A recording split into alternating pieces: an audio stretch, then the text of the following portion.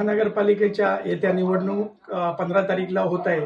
त्यापूर्वीच आज शिवसेनेचे 4 उमेदवार बिनविरोध निवडून आलेला आहे.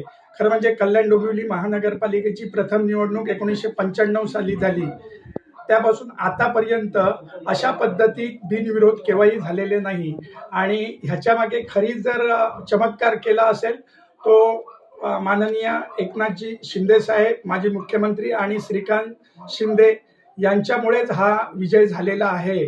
याच्यापूर्वी असं शिवसेनेला बिनविरोध एवढे सदस्य निवडून आलेले नव्हते आणि आज आमचं पूर्ण 24 नंबर पॅनल 4च्या 4 सदस्य निवडून आलेले आहेत. यामध्ये शिवसेनेचे 3 आहेत आणि भारतीय जनता पक्षाचा 1 आहे. युतीचे हे 4ही आहेत आणि पूर्वेला हर्षल मोरे म्हणून सुद्धा शिवसेनेचा 1 सदस्य निवडून आला.